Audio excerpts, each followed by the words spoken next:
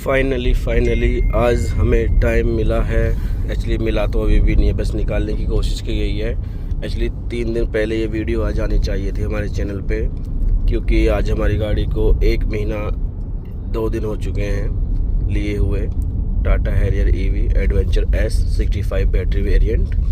तो इसके बारे में कंप्लीट डिटेलिंग वीडियो बनानी थी, जो मैंने फर्स्ट डे ही प्लान किया था कि मैं इसकी वीडियो जो डालूंगा कम से कम इसको ठीक ठाक चलाने के बाद ही डालूंगा, 1 महीने बाद। और ये 1 महीने में हमारी गाड़ी जो चल चुकी है, अगर आप मीटर पे देखेंगे तो 5264 किलोमीटर आ रही है। बट ये 1 महीने में हमारी गाड़ी 5000 ही चली थी, जो कि इसको परसों कंप्लीट 1 महीने हो गया था, तो उसमें हमारी गाड़ी कंप्लीट 5000 चली थी। तो 5000 के अनुसार क्या इसमें दिक्कतें आई, क्या हमने कहाँ पे प्रॉब्लम फेस करी, और क्या होता है ना सबसे बड़ा कि 65 और 75 में रेंज का क्या फ़र्क है और कितना रेंज निकाल सकते हैं कोई। ठीक है, तो सब सारी डिटेलिंग वीडियोस में मिलेगी आपको, हर चीज़ की डिटेल मिलेगी। बाकी गाड़ी की डिटेल्स मैं आपको इसमें नहीं डालूंगा, क्योंकि गाड़ी की डिटेल तो काफ़ी लोगों ने डाल रखी है कि एडवेंचर एस में क्या आता है क्या नहीं आता है, वो सभी को पता है। ठीक है, मेन है कि इस गाड़ी में आपको क्या मिलता है, जो एक्चुअल लाइफ में जब आप चलते हैं इसको लेके, तो इसकी क्या परफॉर्मेंस निकल के आती है और कहाँ पे आपको सामना प्रॉब्लम्स का करना पड़ सकता है, या फिर ठीक है क्योंकि 23,50,000 रुपये खर्चे हैं, वैल्यू फॉर मनी है, या फिर हमें महंगा सौदा पड़ गया है, या फिर टेंशन हो रहती है कि भाई चार्ज ही करनी है गाड़ी। ईवी गाड़ी लेने के बाद जो सबसे बड़ी एक और ये सामने ईवी गाड़ी जा रही है ईवी, जो कि शायद सेम ही वेरिएंट है, सेम कलर है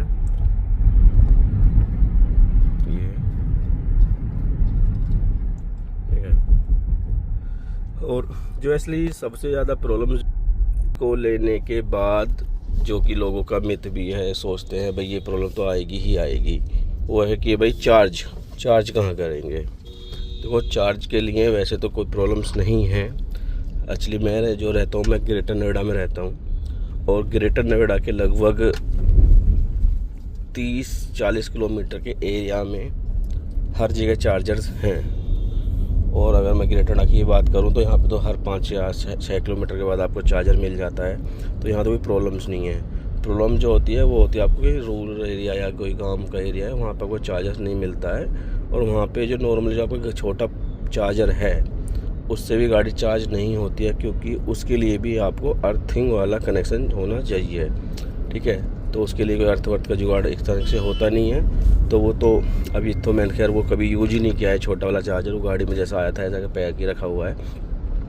ठीक है, एंड जो मैंने इसके साथ चार्जर लिया था अभी तक उसकी इंस्टॉलेशन हुई नहीं है, क्योंकि जहाँ पे मैं रहता हूँ वहाँ पे कुछ प्रॉब्लम्स हैं, क्योंकि कुछ मीटर का लोड वगैरह बढ़वाना पड़ता है, तो उसकी ही बातें चल रही हैं। तो अभी मेंटेनेंस जो है उसमें आया नहीं है, तो मैं चार्ज कर रहा हूँ, वो कर रहा हूँ सोसाइटीज़ में, तो वहाँ पे लगे हुए हैं चार्जर, जो कि मेरे हिसाब से ठीक है, कोई ज़्यादा कॉस्टली भी नहीं पड़ते हैं। नॉर्मली 9 रुपये पर यूनिट का उनका चार्ज आता है, और उनसे चार्ज हो जाती है गाड़ी। मतलब टाइम थोड़ा लेती है। देखिए, अगर आपकी गाड़ी कंप्लीट डिस्चार्ज हो जाती है तो 10 घंटे प्रॉपर लेगी 65 किलोवाट को चार्ज करने के लिए। ठीक है, और जो आपके फास्ट चार्जर हैं, ये 65 जो किलोवाट वाला वेरिएंट है, ये 100 किलोवाट फास्ट स्पीड तक सपोर्ट करता है, जो कि अगर आप 120 या 100 से लगाते हैं तो नॉर्मली 25-30 मिनट में आपको इतनी रेंज मिल जाती है कि आप 250-280 किलोमीटर गाड़ी चला सकते हैं। तो चार्जिंग वाली प्रॉब्लम है वो ज़्यादा फेस नहीं होती है इसमें नॉर्मली, तो उसको लोग इन्जॉय कर सकते हैं गाड़ी को। क्योंकि मैंने इससे 2-3 लॉन्ग ट्रिप भी कर चुका हूँ, जो कि जब मैंने ये गाड़ी ली थी तो मेरा जो फर्स्ट ट्रिप मैंने सिर करा था वो किया था ऋषिकेश से ऊपर। आपका अगर सुना होगा किसी ने, नीलकंठ के ऊपर जाना होता है, तो वहाँ पे मेरा पड़ा था। तो मैं यहाँ से इसको जब मैं निकला था तो मेरी गाड़ी उस टाइम 30% थी। 30% के बाद मैंने इसको इसलिए चार्ज किया था अगर मेरठ के आसपास, तो वहाँ पे इसको मैंने 80% कर लिया था। तो इसकी जो रेंज है वो भी हमको पता चल जाए कितनी आई थी पहाड़ों में ऊपर नीचे, क्योंकि रीजनरेशन स्टार्ट करने के बाद और नॉर्मली के बाद हमारी रेंज कितनी निकल के आई थी।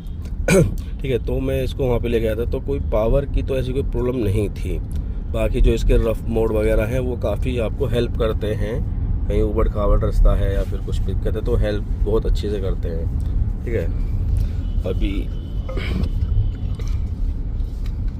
ठीक है, तो जब हम इसको लेके निकले थे तो जो हमारी वहाँ पे मतलब कि नीलकंठ से ऊपर से रिटर्न आने तक की जो हमारी कंप्लीट वो रहा था किलोमीटर, वो रहा था लगभग 600 समथिंग या 650 या 660 समथिंग था। तो हमें इसको चार्ज की ज़रूरत पड़ी थी। तो अगर जो आपका टाटा एरा ऐप है या फिर और भी 1-2 ऐप है चार्जिंग के, तो उनके थ्रू आप नियर बाई चार्जर तलाश कर सकते हैं। वैसे जो मैंने देखा था तो ऋषिकेश में चार्जर था इसका, तो ऋषिकेश में मेरे को वहाँ पे 2 से 3 चार्जर दिखा रहा था और सेम ही कंपनी के थे, कोई डिफ़िकल्ट अलग कंपनी थे। चार्जेस भी थोड़ा 1-2 रुपये का ऊपर नीचे था, जो कि नॉर्मली वो 18 रुपये 20 रुपये प्लस GST होता है। ठीक है, बट वहाँ पे जाने के बाद आपको चार्जर मिल जाए, ये अच्छी बात होती है।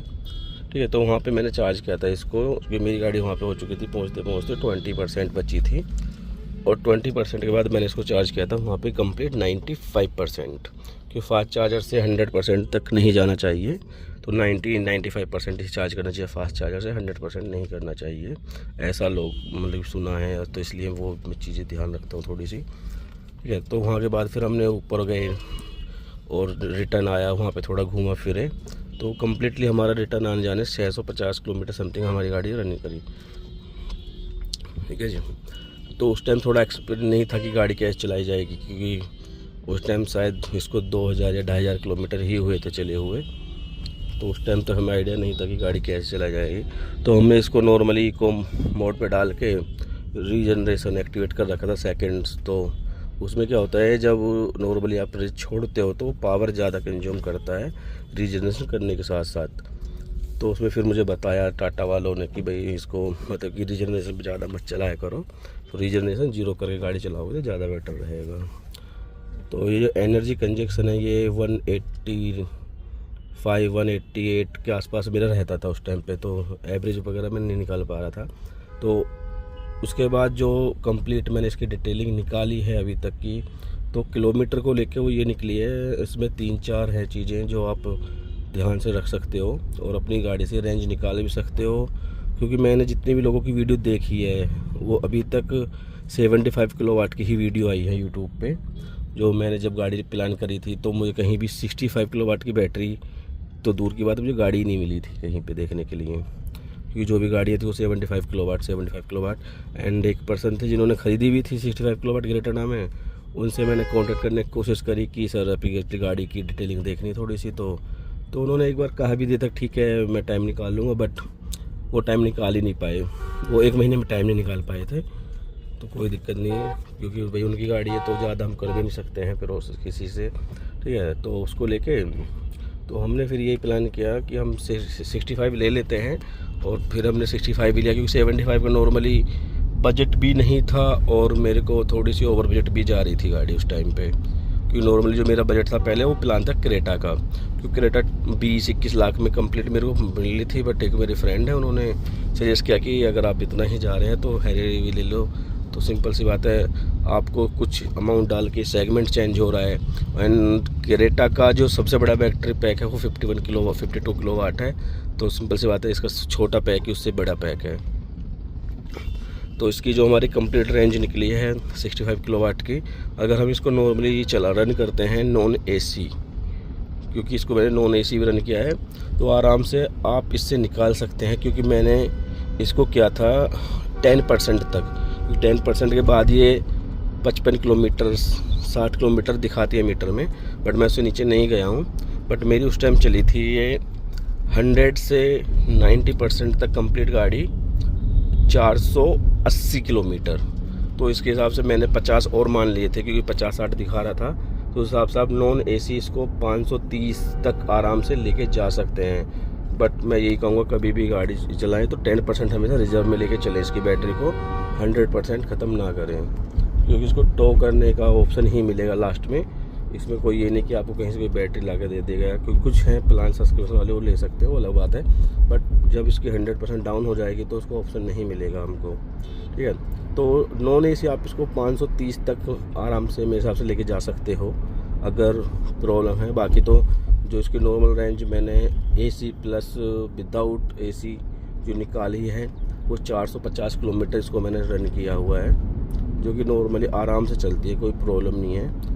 एंड जो इसका रफ़ एंड जो हम कहते हैं ना पिकअप चेक करना है गाड़ी का, या स्पोर्ट मोड पे चलानी है, सिटी मोड पे चलानी है, उसमें जाके निकल के आती है इसकी रेंज 380 किलोमीटर। अब 380 किलोमीटर गाड़ी की रेंज निकालने के लिए उल्टी सीधी गाड़ी जो ओवरटेक करते हैं इधर से उधर से, उनके लिए वो निकल के आएगी रेंज। बाकी 65 किलोवाट की बैटरी की जो रेंज की नॉर्मली आप गाड़ी चलाते हैं तो 420 से 450, 60, 70 तक आप आराम से लेके जा सकते हैं। और मेरे को अपनी गाड़ी चलाने के बाद ये समझ में नहीं आया जो 75 किलोवाट वाले 450 या 420 निकाल रहे हैं वो किस प्रकार से गाड़ी चला रहे हैं। क्योंकि हाँ ये भी हो सकता है कि 4x4 है तो इसलिए रेंज कम आ रही हो, बट जो इसका ऊपर वाला वेरिएंट है जो एम्पावर्ड है या फिर फेयरलेस है उसमें तो 4x4 भी नहीं है, बट उसका भी जो नॉर्मली रेंज मैंने देखा है लोगों का यूट्यूब पे 450, 425, वो मतलब कि किस प्रकार से गाड़ी चला रहे हैं कि वो रेंज नहीं निकाल पा रहे हैं, वो हो जाए। बाकी आप अपना हिसाब भी होता है, जैसे कि अगर आप अभी देख रहे हैं जो एनर्जी कंजक्शन हमारी 141 km है फ़िलहाल, जो कि अभी मेरे हिसाब से ज़्यादा है अभी भी, क्योंकि जो नॉर्मली मैं रखता हूँ मेरी वो 125, 126 ही रहती है अब। ठीक है, बाकी मेरे को इतना स्पोर्ट वगैरह का शौक़ है नहीं कि स्पोर्ट पर गाड़ी भगानी है, तो इसकी आप निकाल रखते हैं। बाकी जो दिक्कतें इसमें आई हैं मेरे को ये आई है कि अगर आप कहीं थोड़ा सा भी फंस जाते हैं तो आपको चार्जर नहीं मिलेगा। ठीक है, पर सेकंड उस रेंज पे जाना ही क्यों है कि चार्जर आपको ढूंढने पड़े, क्योंकि अब हर जगह चार्जर हैं तो कोई प्रॉब्लम आती नहीं उस हिसाब से। तो गाड़ी की परफॉर्मेंस, भाई गाड़ी बहुत अच्छी है, परफॉर्मेंस बहुत अच्छी है, टिक के चलती है, कोई बबलिंग नहीं है, कोई ट्रोलिंग नहीं है, कुछ नहीं है। ठीक है, अगर आपको किसी गाड़ी को कोई आपको परेशान कर रहा है पीछे से कोई गाड़ी लेके, तो पंजा रखेंगे गाड़ी रॉकेट की तरह आगे निकल जाएगी। कोई गाड़ी इसको मतलब कि ये नहीं कि कोई, मेरे को लग रहा है कि अगर EV अगर ये 23-24 लाख की EV है तो इसके सामने अगर आपकी आइस की कोई गाड़ी आ जाती है, कोई भी गाड़ी आइस की, तो इसको शायद बीट कर पाए वो। ठीक है, इस रेंज की क्या, इससे डबल रेंज की भी 40 लाख 50 लाख तक की आइस इसको बीट कर पाए, मैं नहीं मानता।